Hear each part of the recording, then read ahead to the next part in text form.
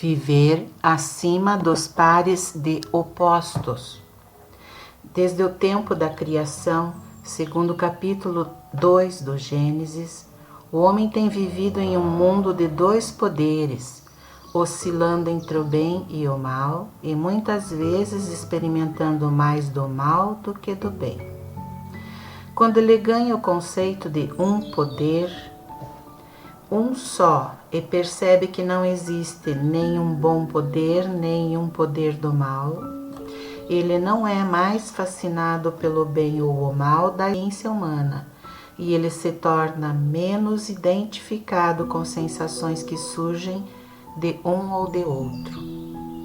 O homem gradualmente aprende a olhar para o mal sem emoção, sem ligá-lo a qualquer um, pode-se dizer quase sem empatia.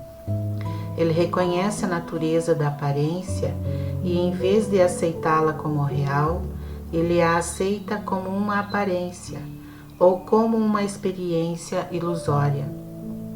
Isso nem sempre é fácil de fazer, e é muito mais fácil ver a natureza ilusória de uma aparência do mal do que ver a natureza ilusória de uma aparência do bem. Mas, fácil ou difícil, a atitude que deve ser alcançada e sustentada é que, se o bem não é de Deus, não será permanente, e, portanto, não há utilidade em regozijar-se com isso.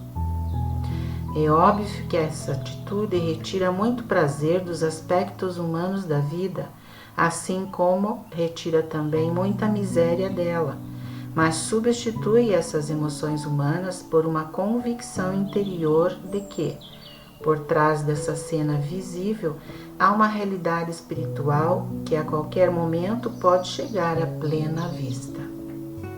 Quando um pedido de ajuda chega, nossa primeira reação humana natural é o desejo de mudar a aparência do mal para uma boa.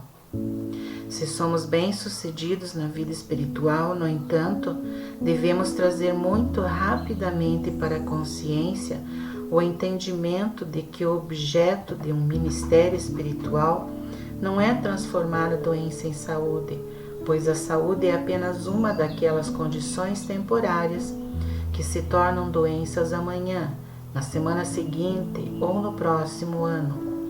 Não se deve condenar o mal e tentar trazer o bem, mas sim afastar-se da aparência e manter nosso olhar no caminho do meio, percebendo que exatamente onde há uma aparição do bem ou do mal, existe a realidade espiritual.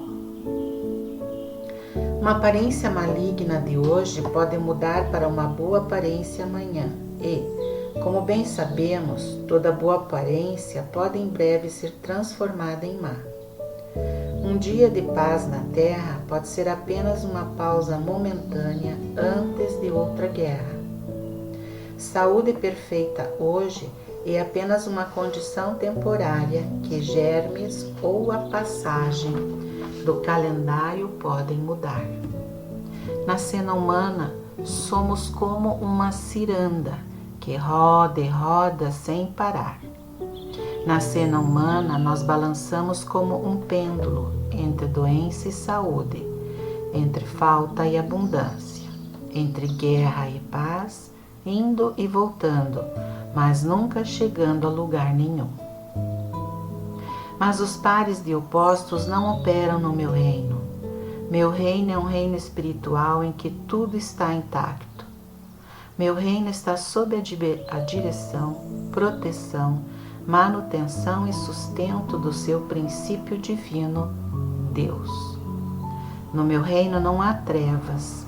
Essa afirmação parece implicar que a escuridão é má, mas no momento em que chegamos ao 3º grau, nos elevamos à estatura espiritual do salmista, que disse que as trevas e a luz são a mesma coisa para ti. Aos olhos de Deus não há diferença entre elas. No reino espiritual não há nem luz nem escuridão, em qualquer sentido físico. Existe apenas espírito, uma luz que não tem semelhança alguma com o que conhecemos como luz. Luz, no sentido espiritual, é a consciência iluminada, não iluminada por uma luz, mas iluminada pela sabedoria. Considerando que eu era cego, agora eu vejo. Não se refere à cegueira ou à ausência de visão. Ela é um modo figurativo de afirmar que, enquanto antes estávamos na ignorância, agora alcançamos a sabedoria. A ignorância é frequentemente referida como escuridão e sabedoria como luz, mas não existe real escuridão ou luz a respeito delas. São necessários meses de experiência espiritual, às vezes anos, antes de percebermos que, no meu reino, a luz e as trevas são a mesma coisa, e que não estamos tentando mudar a escuridão para a luz, ou nos livrar da escuridão para obter luz. Escuridão e luz são um.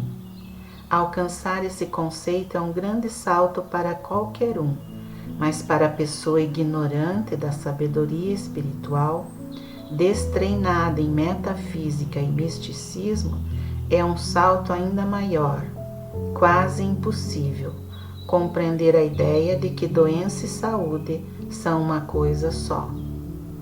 Realmente elas são apenas extremidades opostas do mesmo bastão. Quando podemos afirmar com convicção: no que me diz respeito, a escuridão e a luz são uma só. Eu não estou procurando me livrar de uma para obter outra. Estou procurando apenas perceber a sabedoria espiritual, a verdade espiritual e a presença divina. Então, nós começamos a perceber a natureza espiritual deste universo. É quando estamos tentando nos livrar de algo ou conseguir alguma coisa que deixamos o universo espiritual para aderir ao universo de conceitos humanos. Nem doença e nem saúde tem qualquer parte na vida espiritual. Tudo o que existe na vida espiritual é Deus, o Espírito infinitamente e eternamente manifestado como ser individual incorpóreo. O ser incorpóreo não pode ser conhecido através dos sentidos da visão, audição, paladar, tato ou olfato. Só pode ser experimentado em nossa consciência. Mas uma vez que essa experiência vem a nós, realmente entendemos que a escuridão e a luz são uma só. E enquanto não chegamos a esse entendimento, cabe perguntar: o que é isso? Ilusão mortal, maia, aparência. Tudo o que estamos conscientes através dos sentidos, doença e pobreza hoje ou saúde e riqueza amanhã, é uma ilusão. Nós não estamos vendo a realidade até que, através de nossa consciência espiritual, vemos o ser espiritual incorpóreo. Quando podemos olhar para este mundo humano e perguntar: o que lucrou o mundo com todas as suas guerras? E receber a resposta: nada. Estamos começando a alcançar o objetivo. De mãos dadas com essa pergunta, devemos vir em seguida: o que lucrou o mundo com todos os dias em que não houve guerra? E isso também deve receber a resposta: nada. Espiritualmente, não é guerra ou paz que estamos buscando, é o governo de Deus. Governo espiritual, governo divino. E onde isso acontece? Em nossa consciência. É aí que deve ser realizado.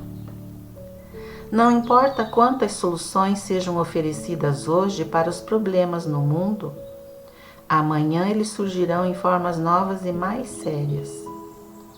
O fim de toda essa mudança para frente e para trás virá apenas quando percebermos a natureza do poder espiritual e percebemos que poder espiritual não tem nada a ver com boas condições hoje ou más condições amanhã. Pelo contrário, tem a ver com o nosso entendimento de que não estamos buscando mudar as condições da matéria, mas perceber a onipresença do Espírito, perceber que não procuramos doença e nem saúde, nem guerra e nem paz. Estamos buscando o governo de Deus, a revelação e a realização de Deus como nossa consciência. Isso muda todo o nosso modo de vida, sob nosso antigo modo de viver. O melhor que podíamos esperar era transformar alguma condição maligna em uma boa, alguma condição negativa em uma positiva. E mesmo que houvesse o medo sempre presente de não ser permanente, nós estávamos sempre nos esforçando por aqueles momentos temporários de saúde, de paz ou de harmonia. A revelação e compreensão do um poder nos ajuda a chegar à consciência pela qual nós não procuramos mudar o negativo para o positivo. Na percepção de um poder, não só paramos de procurar algum poder material para satisfazer nossas necessidades, mas também deixamos de procurar um poder espiritual. Desde que há apenas um poder, então, não há nada contra ou para o qual usar este poder. O que em essência pode isso realmente significar? O que significa alcançar um ponto na consciência onde renunciamos a todo o pensamento de usar Deus como poder? Não temos nós, assim, realmente libertado Deus da responsabilidade? E não é exatamente isso o que todos nós deveríamos fazer? Deus cuida sempre do que é seu. Deus é o princípio criativo que mantém, influencia e sustenta o universo espiritual. Deus governa seu universo pela graça, mas não amanhã ou na próxima semana. A graça divina que esteve em operação pela eternidade continuará de eternidade a eternidade, sem a nossa tentativa de subornar ou tentar influenciar Deus, sem a nossa oração, súplica ou qualquer outra coisa que persuadir Deus a fazer o seu próprio trabalho. Deus é, e isso inclui a verdade de que Deus sempre cuida de ser Deus. Nossa função na oração e meditação é conhecer a verdade, e a verdade nos fará livres. Conhecer a verdade de que existe apenas um poder. Saber a verdade de que tu não terias nenhum poder sobre mim, se não te fosse dado pelo alto. Conhecer a verdade de que, no reino de Deus, luz e trevas são a mesma coisa. Este é um conhecimento constante, consistente e dedicado da verdade que irá desenvolver um estado de consciência que não muda de uma coisa para outra, do mal para o bem. Ele se mantém, afinal, com alguma medida de estabilidade no caminho espiritual e na realização espiritual. Deus é, mas a fim de perceber que Deus é, que temos que nos elevar acima do tempo e espaço, porque em ser, nesse é, não há tempo nem espaço. A vontade de Deus é de eternidade a eternidade. Portanto, nada está fora da jurisdição e da condição de Deus. Nada no reino espiritual nunca deu errado. Todo o nosso estado de consciência tem que mudar de uma base material do seu funcionamento em dois poderes para um descanso na condição de Deus. Em todo o reino de Deus não há nada de natureza mutável, nada de natureza discordante ou desarmônica, nada que precise de cura ou melhoria. Nesse estado de consciência, nós já não somos hipnotizados pelas aparências, nem somos obrigados a mudar o mal para o bem, ou tentar reter qualquer boa aparência que possa haver. Isso não afeta de forma alguma a nossa vida exterior. Quando essa percepção espiritual vem para nós e nossa vida torna-se mais harmoniosa, não estamos mais lidando com uma boa aparência que já foi má. Estamos agora lidando com a realidade espiritual que surgiu. Às vezes os alunos não estão felizes com o desapego que deve vir até eles enquanto continuam no caminho espiritual. Muitas vezes eles sentem-se como se estivessem perdendo algo que vale a pena na vida, objetos de arte preciosos, seus animais de estimação e suas amizades duradouras não serão mais tão importantes para eles como foram até agora. O mundo está se tornando mais objetivo para eles, seu corpo e até mesmo sua vida. Olhando para fora neste mundo como um observador, muito do que constitui uma grande parte da vida humana, isto é, a emoção, está perdida. É verdade que há uma reorientação dos valores humanos conforme os estudantes avançam na vida espiritual. Eles não são tão feridos pelos aspectos negativos da vida humana, mas nem eles podem se alegrar tanto sobre as coisas boas como já fizeram. Sentimentos e emoção não entram na vida diária na mesma medida em que entraram anteriormente. Conforme essas coisas caem fora, no entanto, há ganhos que superam as perdas. Quando nos tornamos contempladores da vida, não olhamos para a vida perguntando o que vai acontecer. Nós vemos o que Deus está fazendo. O observador no caminho espiritual desperta pela manhã e percebe: esse é o dia de Deus. Este é o dia que o Senhor fez. O que Deus vai fazer nesse dia em seu relacionamento comigo? Que experiência a atividade de Deus trará para mim neste dia? Nesse caminho objetivo e imparcial, nós passamos o dia com a expectativa de algo ao nosso redor, a sensação de que, seja o que for que Deus faça acontecer nessa hora, na próxima hora e na hora depois disso, é o produto de Deus, o efeito da atividade de Deus. Entramos agora na experiência de uma harmonia imutável. Estamos nesse ponto em que não estamos mais preocupados com efeitos exteriores como nós estivemos uma vez. Chegamos a esse ponto de olhar para a aparência, seja ela boa ou ruim, e perceber sua natureza ilusória. Ocuparmos-nos com a natureza da aparência tolera e perpetua o hipnotismo. Manhã, tarde e noite, devemos manter dentro de nós um equilíbrio espiritual, na percepção de que não há nem bem nem mal no reino de Deus. Só existe Espírito. E no reino deste mundo, a aparência do mal e a aparência do bem são igualmente ilusórias. Se quisermos trazer uma demonstração espiritual da cristandade, não podemos nos preocupar com as aparições momentâneas, mas devemos nos apegar à verdade espiritual dentro de nós mesmos.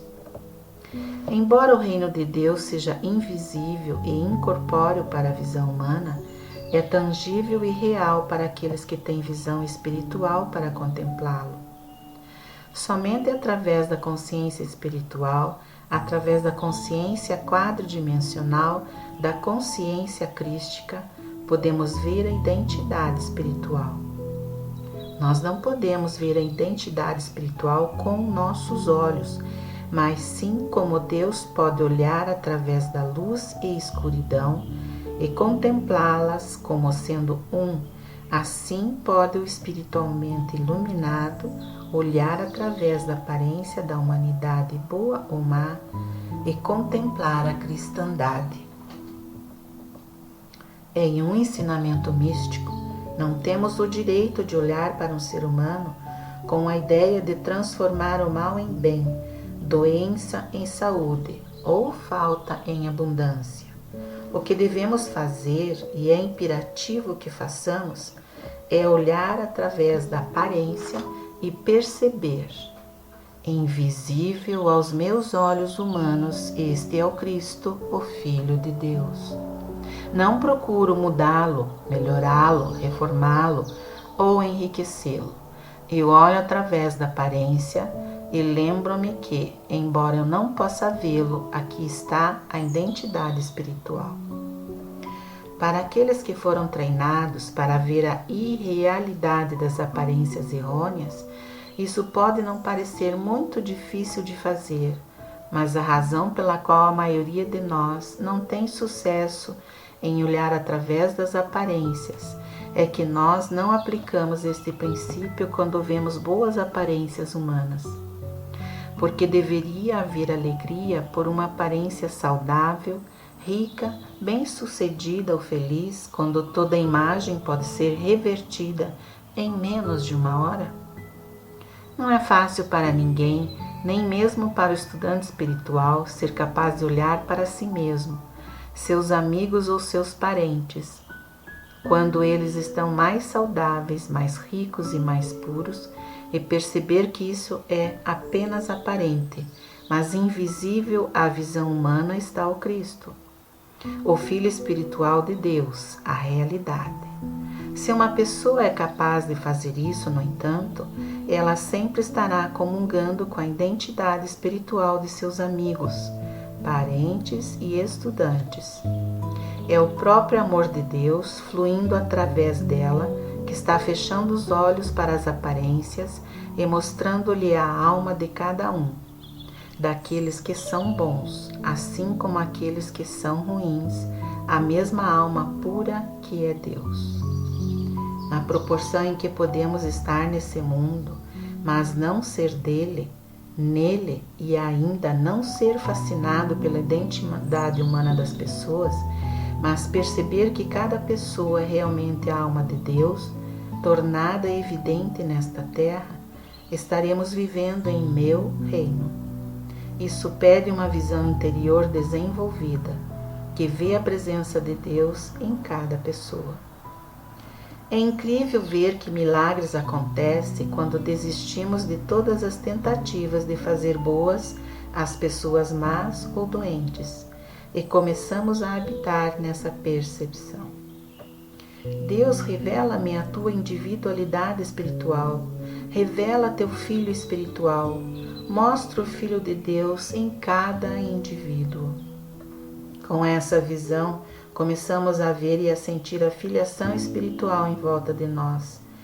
As pessoas agem de forma diferente em relação a nós e nós em relação a elas, porque não estamos mais tratando-as como achamos que merecem ser tratadas.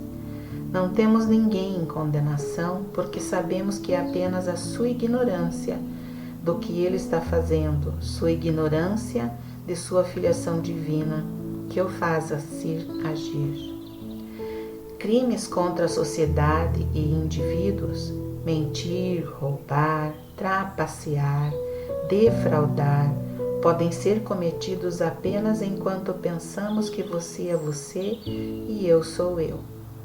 Tudo isso para no minuto em que descobrimos que somos irmãos, filhos do mesmo pai e que pertencemos à mesma família e vivemos na mesma casa. De uma só vez, só isso torna o mundo menos real e meu reino mais real, revelando o universo como um reino espiritual onde nada tem que ser conquistado pela força. Esta é a visão mística. Não olhamos para uma boa aparência humana e nem alegramo-nos com isso, mas olhamos através do bem, assim como através do mal, da aparência humana. Eis a cristandade. Nós podemos fazer isso. Todos nós podemos fazer isso. É verdade que requer alguma disciplina e algum treinamento, porque o que estamos tentando fazer é superar os efeitos de centenas de gerações daqueles que nos deixaram como herança a crença em dois poderes. Estamos deixando de lado tanto o bem quanto o mal para contemplar o espiritual, deixando de lado tanto a boa saúde quanto a má saúde, a fim de atingir a realização dessa cristandade que é a nossa identidade permanente em Deus. Somente nossa identidade espiritual como Filho de Deus nos permite comer daquela carne que o mundo não conhece. Não é em virtude de ser um bom ser humano que qualquer um de nós pode alegar que somos co-herdeiros com Cristo, porque a boa humanidade está tão longe do céu quanto a humanidade ruim. Os escribas e os fariseus eram o melhor dos hebreus, os mais religiosos, os mais adoradores do único Deus, os maiores defensores do templo. Ser bom era uma obsessão para eles, e, no entanto, o Mestre disse a seus seguidores que sua bondade deve transcender a da escribas e fariseus.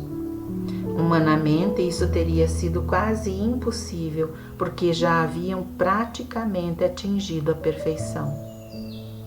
A verdadeira bondade reside na capacidade de perceber que o reino de Deus é nosso, não em virtude de nossa bondade, mas em virtude de nossa identidade espiritual.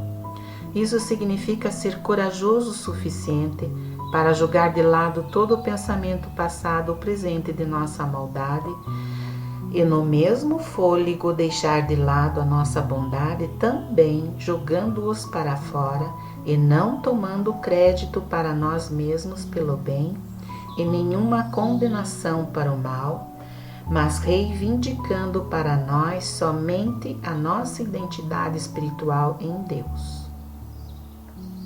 Neste relacionamento com Deus, vamos descobrir que somos um com Deus, que nós somos co-herdeiros de Deus, de todas as riquezas celestiais. Mas se pensarmos que os nossos maus caminhos estão nos impedindo dessas riquezas, ou que o nosso bem está nos aproximando delas, estaremos perdendo o caminho. Aquele que acredita que algum erro, algum mal temporário, ou algum erro por ato ou omissão é capaz de separá-lo de Deus, está tão longe dele quanto a pessoa que acredita que a sua bondade está ganhando a graça de Deus. Ninguém alcança a graça de Deus somente pela bondade. A graça de Deus é alcançada pela realização da identidade espiritual.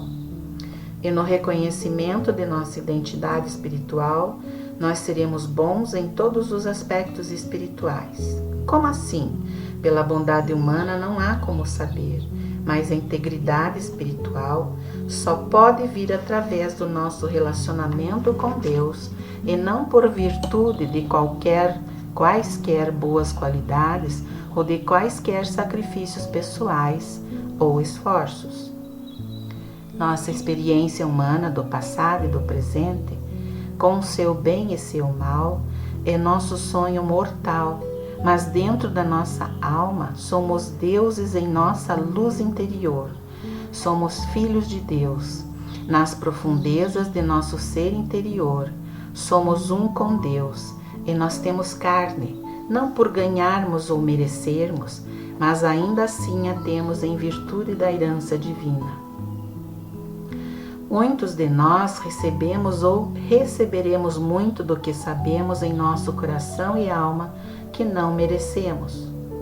Muito mais isso será verdade em nossa experiência espiritual quando encontramos a bondade de Deus derramando-se sobre nós, mais rápida do que podemos aceitá-la e perceber que nada em nossa vida humana nos dá direito a isso. Ela vem para nós como a graça de Deus, da qual nem a vida nem a morte podem nos separar. Não há lugar onde possamos ir e sermos separados do cuidado de Deus, da jurisdição de Deus, a vida de Deus e a lei de Deus. Se vivemos de um lado do véu ou do outro, isso não tem importância, exceto a poucas pessoas que temporariamente sentirão falta da nossa presença física. Mas muito breve, quando essa sensação de ausência é curada, percebe-se que nada mudou. Ninguém perdeu a nada, ninguém foi ferido, porque em Deus a vida e a morte são a mesma coisa. Eles são aparências mortais, ilusões humanas. Entender que ambas são da mesma substância, o tecido do nada, e que não há diferença entre a vida e a morte, traz uma compreensão do significado da imortalidade. A imortalidade não tem nada a ver com a vida ou morte, pois a vida e a morte são apenas imagens ilusórias, ao passo que a imortalidade é espiritualmente real. A eternidade é espiritualmente real. A incorporeidade é a espiritualidade real. Vida e morte são duas fases da ilusão humana, assim como são doença e saúde, pobreza e riqueza, pecado e pureza. No caminho espiritual, temos que superar tanto o mal quanto o bem.